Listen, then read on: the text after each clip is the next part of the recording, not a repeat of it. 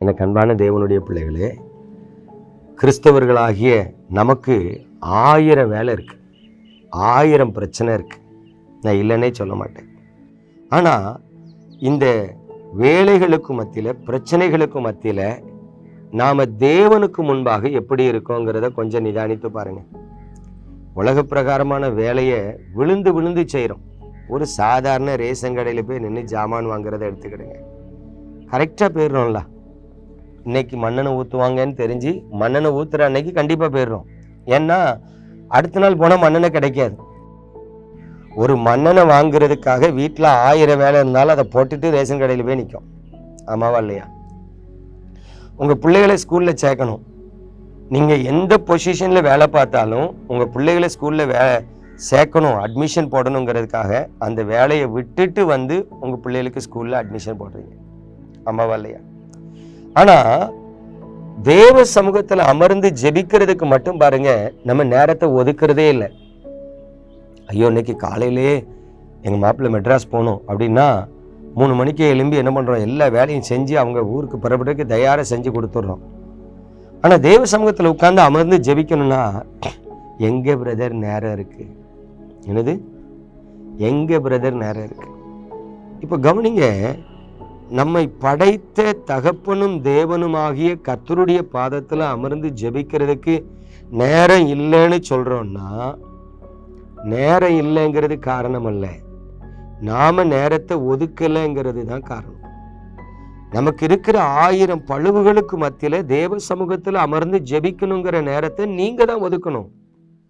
பாருங்க, லூக்கா 10ஆம் அதிகாரம் 42ஆம் வசனத்துல, தேவையானது ஒன்றே, மரியாள் தன்னை விட்டு எடுபடாத நல்ல பங்கை தெரிந்து கொண்டார்.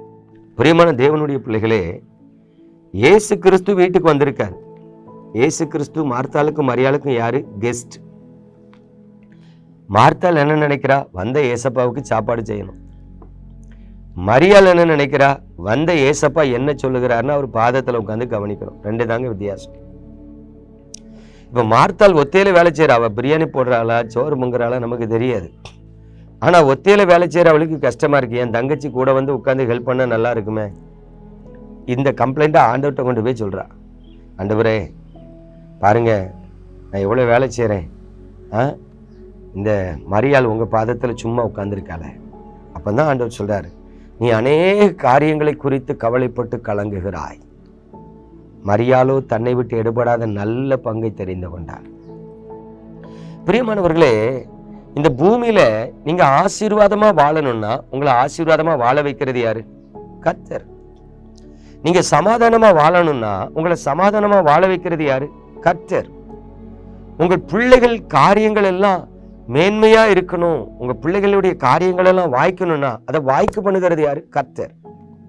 அப்போ நமது வாழ்க்கையில சமாதானத்தை, ஆசீர்வாதத்தை, காரியங்களை வாய்க்கு பண்ணுகிறது எல்லாம் கர்த்தரா இருக்கும்போது அந்த கர்த்தருடைய பாதத்துல போய் அமர்றதுக்கு ஏன் நீங்க நேரத்தை ஒதுக்க கூடாது? எங்க நேசரத்து பட்டணத்துல ஒரு தேவாலயம் இருக்கு, தூய யோவான் பேராலயம். டெய்லி காலையில 7 to 7:30 மணிக்கு கம்யூனியன் சர்வீஸ். நாசரத்தில் உள்ள எல்லா மக்களும் போறாங்கன்னு நான் சொல்ல மாட்டேன். ஆனா சம் செலக்டிவ் பீப்புள்ஸ், கொஞ்சம் மக்கள் பார்த்தீங்கன்னா ரெகுலரா 7 மணி சர்வீஸ்க்கு போயிடுவாங்க. அவங்க டீச்சரா இருந்தாலோ, காலேஜ் ப்ரொஃபஸரா இருந்தாலோ, டாக்டரா இருந்தாலோ, என்ன டிசிக்னேஷன்ல இருந்தாலும் சரி, கொஞ்சம் மக்கள் மட்டும் ரெகுலரா அந்த 7 மணி சர்வீஸ் போயிடுவாங்க. அவங்களுக்கு வேலை இல்லையா? இருக்கு. ஆனா அதை வாஞ்சிக்கிறாங்க, தேவ சமூகத்தை வாஞ்சிக்கிறாங்க. அப்போ நீங்க தேவ சமூகத்தை வாஞ்சிக்கல, அப்போ உங்களுக்கு தலைவலி வரும், பிரச்சனை வரும், கடன் வரும், போராட்டம் வரும். நீங்க உங்க சொந்த பிரயாசத்துல மேன்மை அடையணும்னு நினைக்கிறீங்க. சிலர் தேவனுடைய பாதத்துல அமர்ந்து அவர் ஆசீர்வதிக்கணும்னு எதிர்பார்க்கிறாங்க. எது மேன்மையானது? தேவனுடைய பாதத்துல அமர்கிறது மேன்மையானது. அதுதான் நல்ல பங்குன்னு சொல்றாரு. அந்த பூமியில ஒரு மனிதனுக்கு நல்ல பங்கு, சொத்து, ஆஸ்தி, ஐஸ்வர்யம், கனம் எல்லாம் தேவனுடைய பாதத்துல உட்கார்றது. இன்னைக்கு உலக வேலைக்காக தேவ சமூகத்துல உட்கார்றத தூக்கி போட்டு ஓடுற ஆளா இருந்தா உங்களை என்னைக்குனாலும் கர்த்தர் தூக்கி போட தயாரா இருப்பார், மறந்துடாதீங்க. ஒவ்வொரு நாளும் தேவ சமூகத்துல உட்கார்றதுக்காக உலக வேலையை தூக்கி கூட போடுங்க.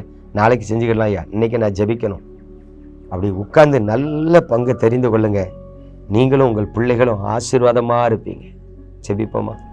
எங்கள் அன்பின் பரலோக தகப்பனே, இந்த பரிசுத்தமான நல்ல காலை வேளைக்காய் ஸ்தோத்திரப்பா.